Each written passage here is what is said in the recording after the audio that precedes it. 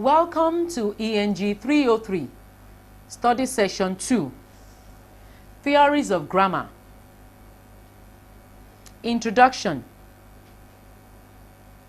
There have been different theories of grammar in linguistics, and all aim at explaining the structure and derivations of expression elements. This is with a view to comparing languages for general and peripheral features. The general features make it possible to generalize across languages. These generalizations facilitate cross-linguistic or second language learning, since similar features facilitate easy accessibility in a second language situation. The disparate features inhibit language learning and are therefore the focus of linguists who are constructing pedagogical grammar.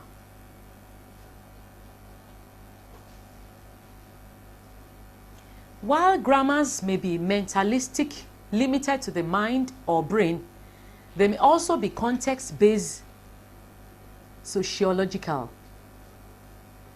They may also be based on logic. This section discusses prominent theories of grammar and expatiates on the transformational grammar model. The study of language, especially grammar, has been approached from different perspectives. This is principally because scholars are always looking for a better means of explaining linguistic issues and solving linguistic problems. In this lecture, we trace the origin of the study of English grammar to traditional grammar, and some subsequent linguistic theories are explored. Objectives. At the end of this lecture, you should be able to 1. Distinguish some types of grammar from one another. 2. Explain how they interrelate. And 3. Discuss their different emphasis. Pre-test. 1. What is traditional grammar? 2. What is immediate constituent analysis? 3. What is constituent structure? 4. What is systemic grammar? 5. What is transformational grammar? 6. What is the place of traditional grammar in discussions of theories of grammar? Content. There are different theories of grammar. These include traditional grammar, systemic grammar, transformational grammar, tagmemics, and stratification grammar. In this lecture, we shall discuss the first three because they are directly relevant to the linguistic situations in our country, Nigeria. Traditional grammar is relevant because it is the most common variety being taught in elementary schools and referred to in most grammar books. Systemic grammar is relevant as a grammar that explains the linguistic choices individuals make in day-to-day use of language, and transformational grammar is useful as it explains the ideal native speaker or hearer's knowledge of or competence in a language. Traditional grammar. The English language, initially spoken by the Angles, had initially had contact with other languages such as French and Latin, and had been influenced by them at different stages in the use of the language.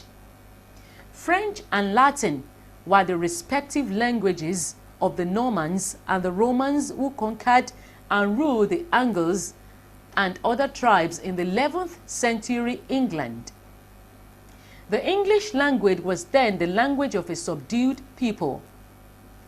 Since no one was interested in it, each person wrote according to his or her knowledge of it. This therefore resulted in disparate forms of writing among scholars. On the other hand, the other languages were prestigious because the speakers were the conquerors.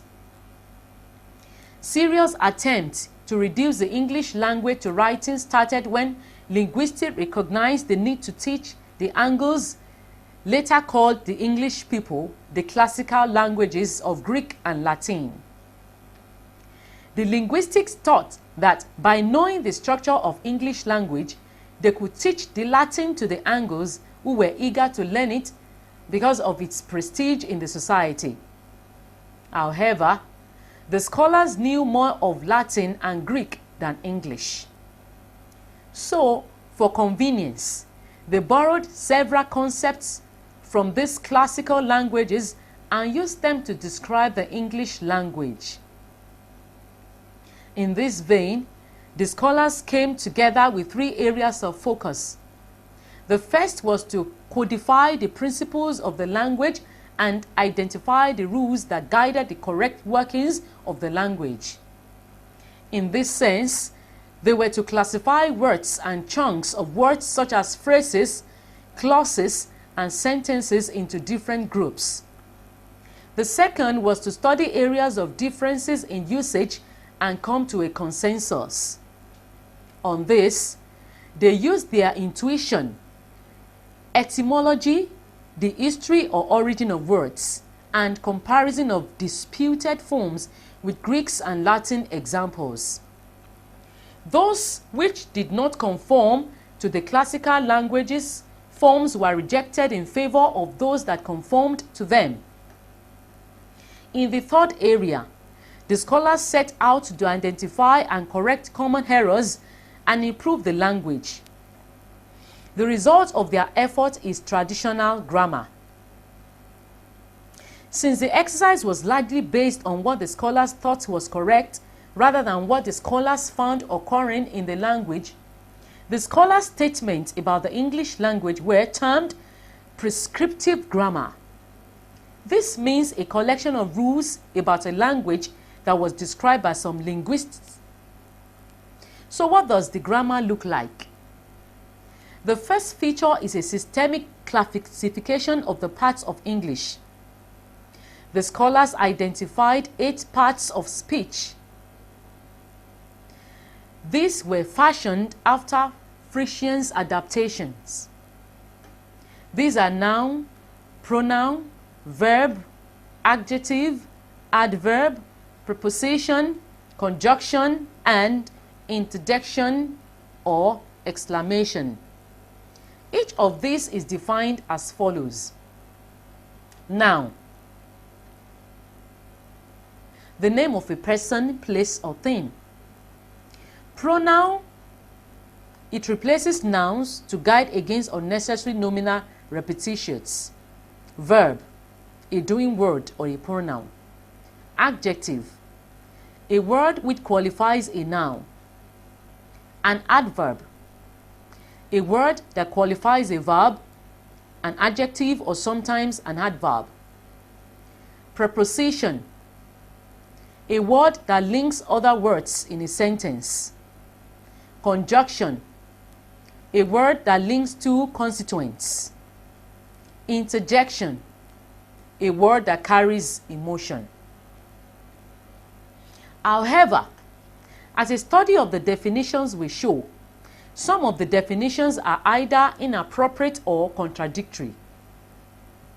For instance, the word white may be identified as an adjective in the expression white cock, but white is the name of a color. In addition, the word love may be a noun. Love is blind, or a verb, I love you. Pleased may be a verb. Our attitude pleased him. Or adjective, we are pleased to see you here. And under may be a preposition. The book is under the table. Or an adverb, the company went under. Thus, the definitions are rather faulty as they do not accurately represent the workings of the language. Consider the definition of verbs as doing words vis-a-vis the following sentences. 1. It is beautiful. 2. The baby weighed 2.8 kg. 3. Nothing frightens him anymore. 4. The house belongs to me. As you can see from the above, the verb is weighed, frightens, and belongs. Do not have any action stated. So their descriptions as action verbs is inaccurate. In the same class are auxiliary verbs, which only help main verbs. Another aspect of the grammar is the set of rules which the scholars prescribed. These were to ensure elegance in the use of the English language. Let us look at some of the rules. A sentence must not end with a preposition. This rule is adapted from classical grammars, where prepositions do not end a sentence. However, the rule does not apply to English, since sentences such as the following are grammatical and acceptable. 5. He is the person we work with. 6. The bill sailed through. 7. The house is pleasant to stay in. B. An infinitive must not be separated from its verb. This rule is also flawed by the following sentences. 8. She came to seriously warn you against taking the trip. 9. We had to quickly rush out of the room. 10. You have to carefully remove the cover. C. Shall is used for the first person singular, while will is used for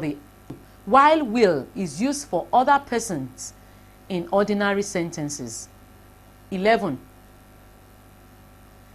I or we shall seize the boat. 12. He or you or they will seize the boat. This rule also does not apply, as there is hardly any difference when either of the two modals is used, as in the following examples, which are said to contain some form of emphasis on the verb and some obligation on the subject. 13. He or you or they shall seize the boat. 14. I or we will seize the boat. In contemporary linguistics, there is no difference in usage between the two pairs. For example, the difference is not recognized. Furthermore, the grammar also recognizes the differences between the agent who performed an action and the action performed. The agent is referred to as the subject, and the recipient of its action is the object. The grammar distinguishes between subject and predicate phrase. It also recognizes main and subordinate clauses, as well as different types and functions of sentences. Each of these has specific structures and functions it performs when used in text. The scholars also developed the grammatical concepts such as gender, that is masculine, feminine, and neuter; person, first, second, and third; inflection, voice, active and passive; number, singular and plural; tense, present and past; mood, indicative, subjunctive and imperative; and case, nominative, accusative, vocative, ablative, dative, genitive, many of which do not actually occur in the English language. You read up any basic grammar book for details. Advantages and disadvantages of traditional grammar. Advantages. Traditional grammar is a popular form of grammar. It is widely used among learners of English, especially in a second language situation, and is probably the easiest form of teaching and learning the English language. The grammar has contributed immensely to the development of other theories, most other theories are derived from it. From it, basic concepts such as subject, predicate, case, clause, and so on are derived. This makes the grammar universal. The grammar is also the first to recognize the ways in which items in a sentence relate to each other in different structures. Thus, the noun-verb relation is a subject-verb relation, and the verb-noun relation is a verb-object relation. The subject performs the action and the object receives the action. Sometimes, however, the action is restricted to the subject. Disadvantages. Other scholars have taken a closer look at traditional grammar and have identified some shortcomings. The first is that it is not based on a scientific, empirical study of the language. It's prescriptive in nature. The grammar is based on the intuition of classical grammarians, which are not derived from the language being described. This is a major flaw in the grammarian's arguments. Another criticism is that the grammar is limited in scope, and it is also not backed by any theory of grammar. The prescribed rules are not sufficient to account for the expressions in the language. The different structures such as relative clause formation, negative sentence formation, passive construction, topic sentence formation, and so on, cannot be explained through the theory. Finally, the grammar is inconsistent in the definitions of parts of speech. Recall the inconsistencies in the application of the definitions of parts of speech are discussed above. Structural grammar. In the last unit, we identified some weaknesses of traditional grammar. The most prominent one in its prescriptive nature. Linguists' dissatisfaction with traditional grammar probably encouraged the development of structural grammar. The development of structural grammar can be traced to the advances in science at the time. Scholars with backgrounds in anthropology, psychology, and linguistics were not satisfied with the study and analysis of language based on prescription and classical language models. Rather, they approached the analysis of language with objective and observable scientific tools and came to linguistic conclusions different from what they had had with the earlier traditional grammar tools. Another factor leading to the development of structural grammar is that there were many American Indian languages that had not been described, and scholars felt that such languages, which had few speakers, might die eventually. Thus, each language was treated as a unique, coherent, and integrated system. Another reason might also be that the scholars thought that analyzing the language in traditional or classical grammar terms might distort the descriptions, thus leading to wrong conclusions. The linguists were proved right when they realized that the languages they were studying required different methods of categorized parts of speech and sentence function from traditional ways. Thus, the scholars, commonly called structuralists, adopted the scientific approach and devised purely objective and entirely formal ways to discover and describe the structure of all languages, including English. They then arrived at different conclusions based on the languages and the structures they were studying. They designed for each language structural forms for identifying words and their classes, but excluded the aspect of meaning. For instance, noun in English have certain grammatical features which they are identified. First, they have a system of singular and plural, a system of case distinction, and usually take determiners.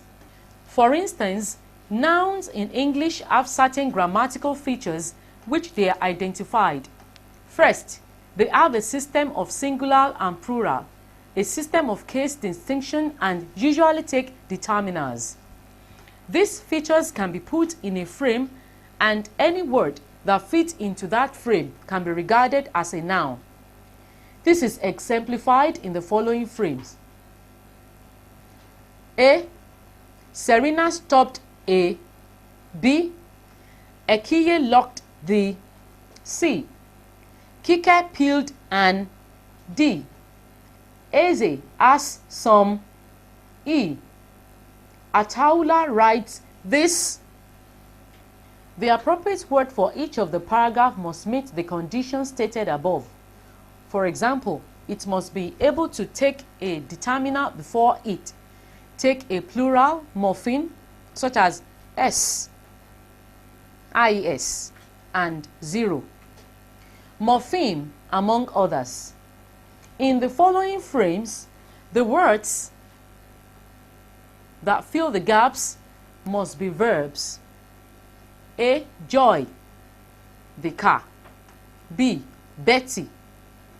C. Nkiru, some clothes. As we noted for nouns above, the words that will fit into the gaps above must be verbs. They should be transitive for A and C, or intransitive for B. They should have features of present, past, future, and so on. From analysis such as the foregoing, the scholars were able to get objective and verifiable results. Furthermore, the scholars tried to find out what feature in a sentence accounts for its grammaticality.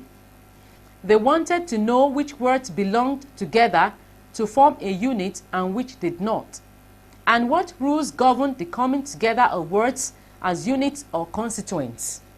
Consider the following expressions. A. Eve gave Adam an apple. B. Apple Eve gave Adam an.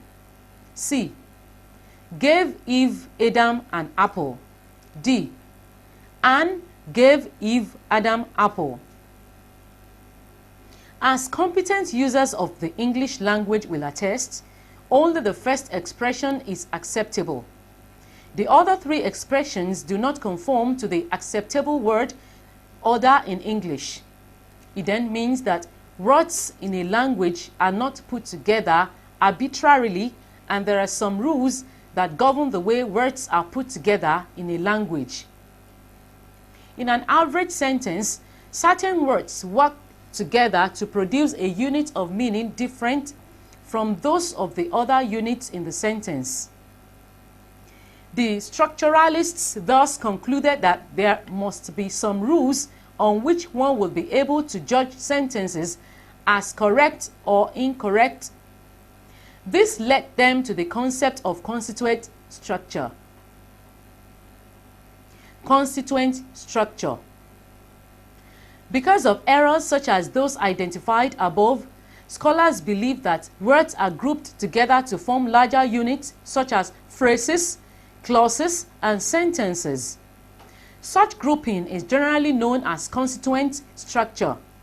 Bosley, 1991. But why is constituent structure analysis necessary?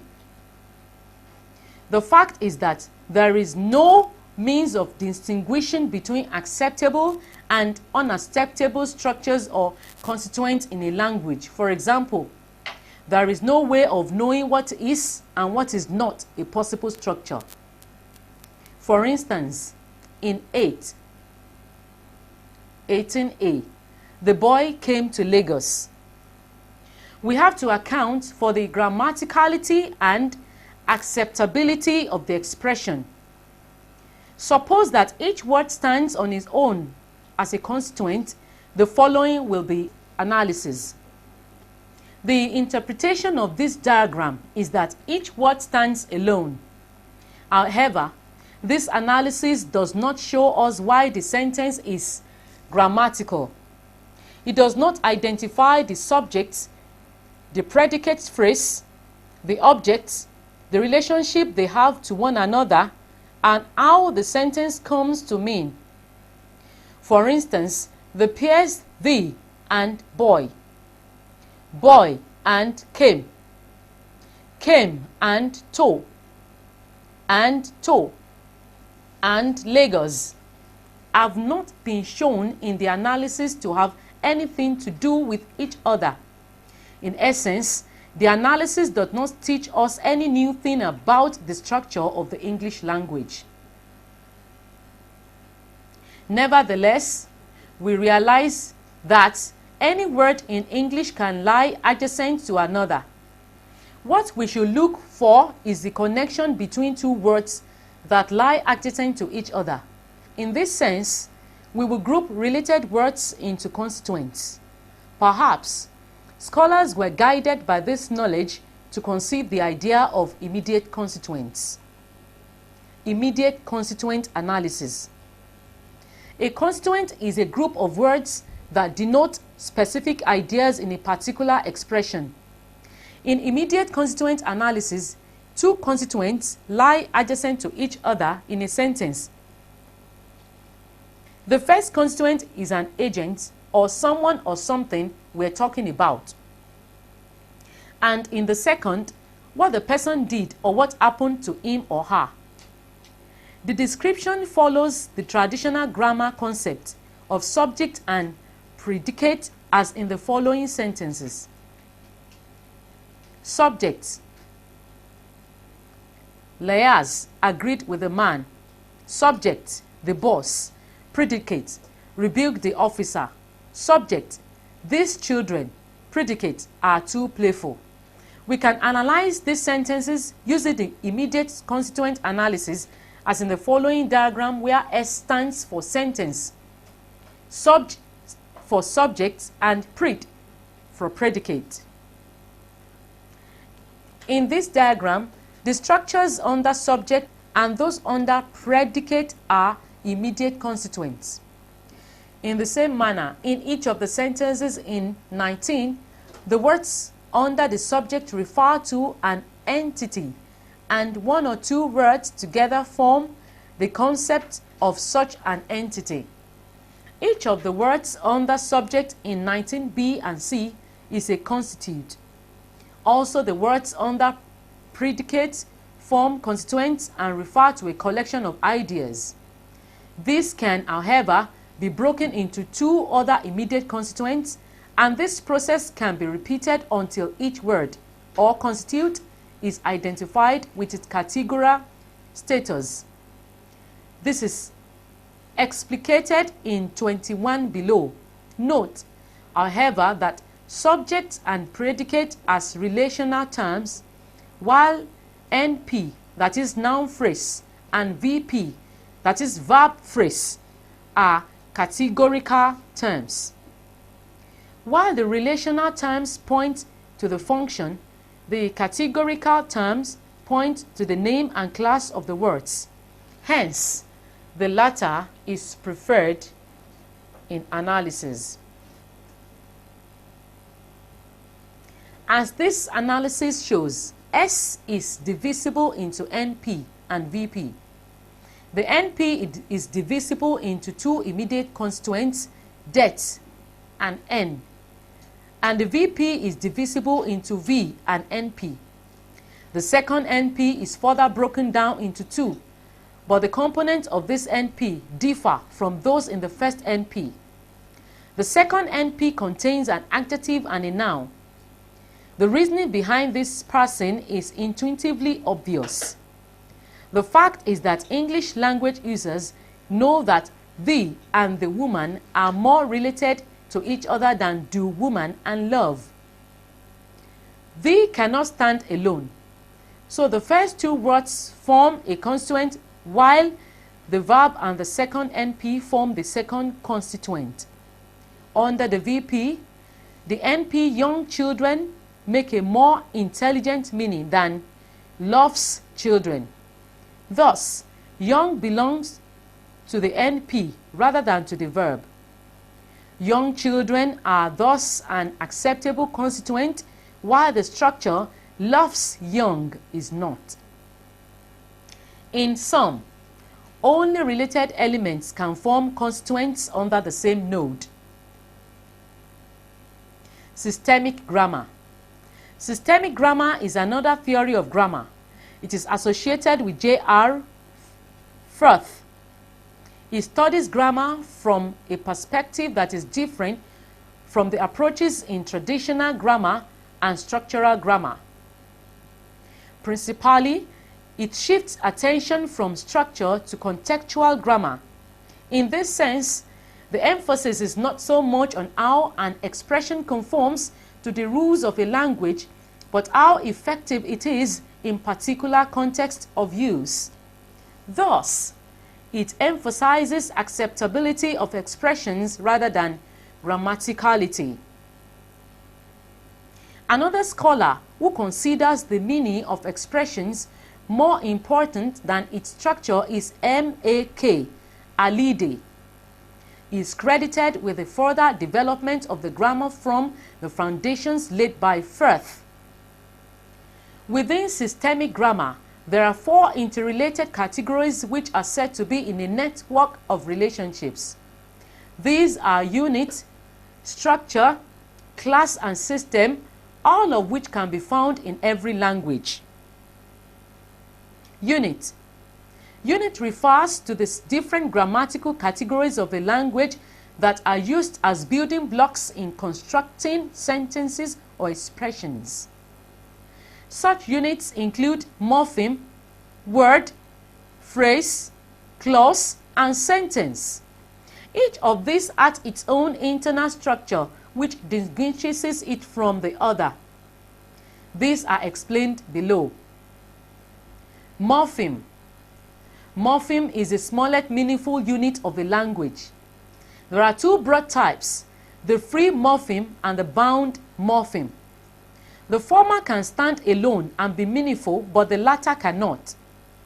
In systemic grammar, a combination of these morphemes produces a word, but in some languages such as Latin, the combination can result in a complete sentence. Free morpheme, for example, go, come, able, see, man, and so on.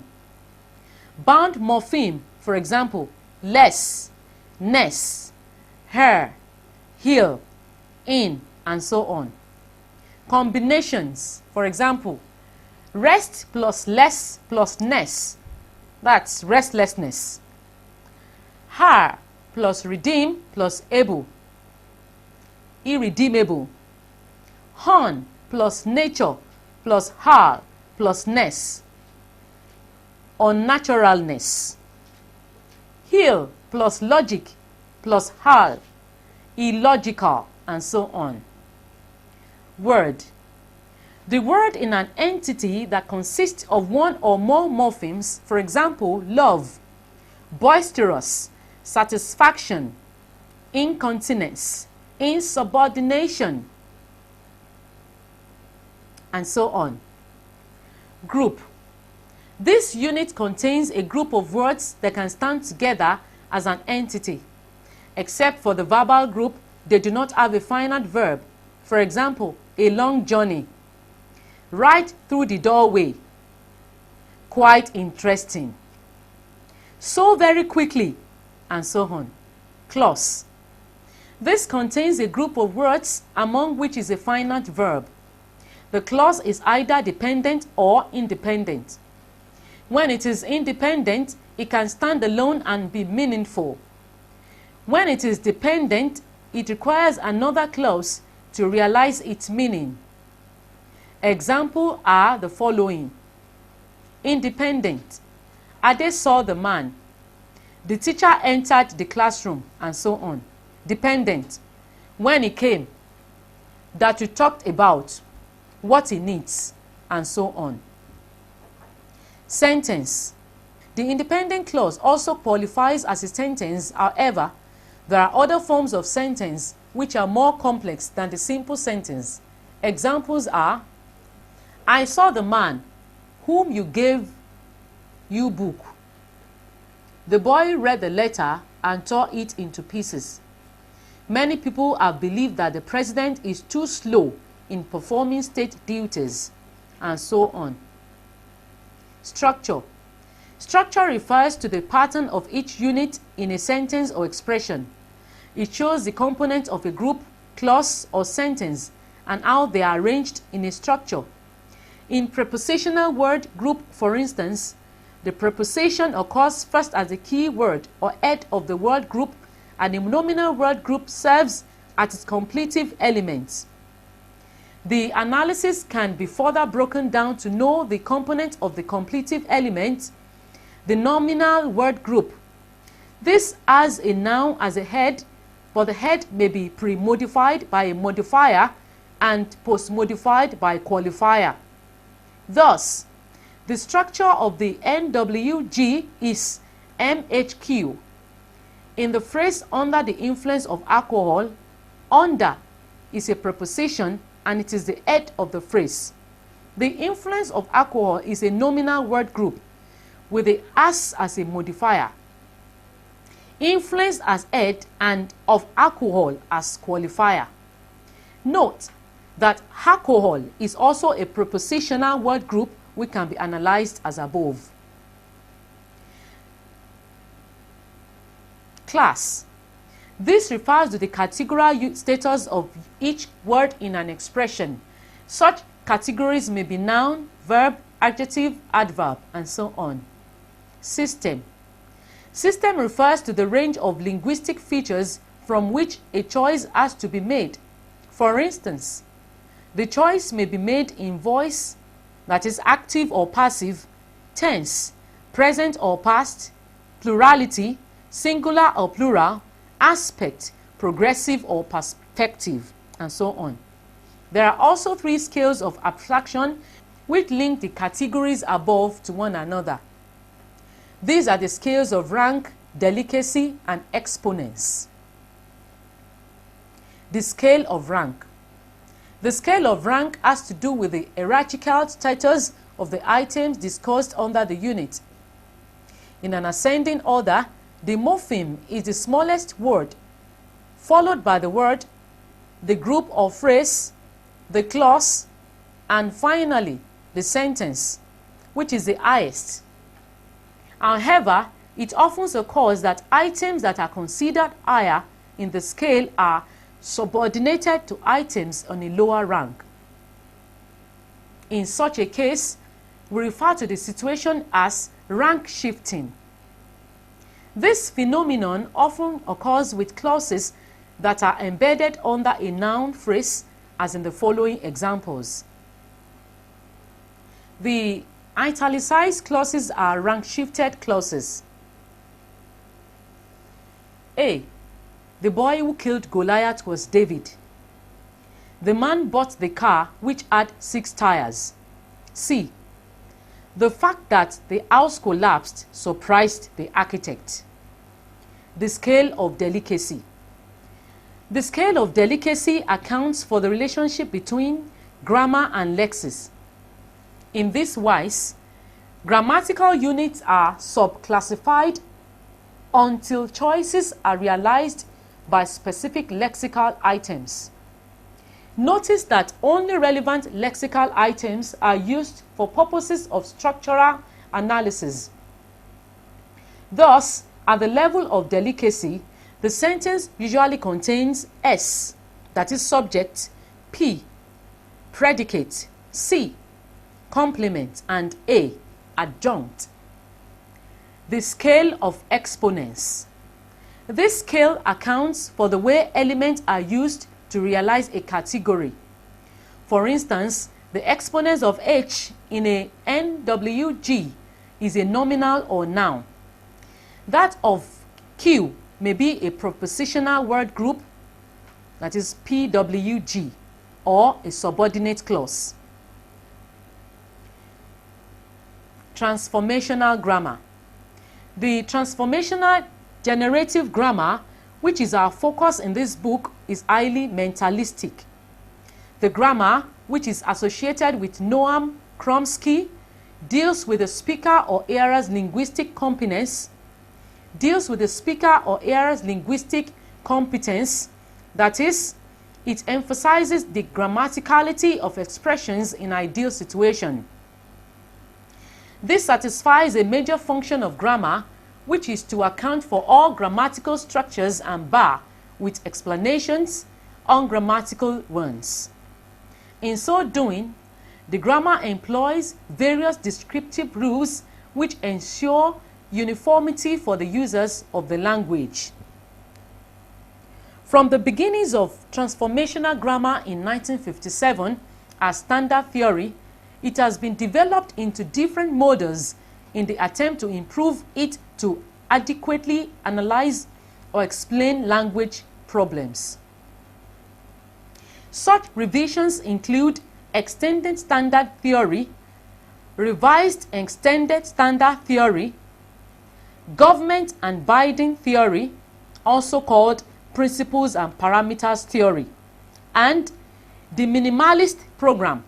We shall not expend much energy on a description of these models here, but we shall defer discussions of the standard theory to appropriate sections in the book. Study summary. In this lecture, we have discussed some of the prominent theories of grammar. In subsequent lectures, we shall concentrate on discussions of transformational grammar and apply its concepts to linguistic data. You are also being expected to use the model to analyze structure. End of study session 2. Thanks for listening.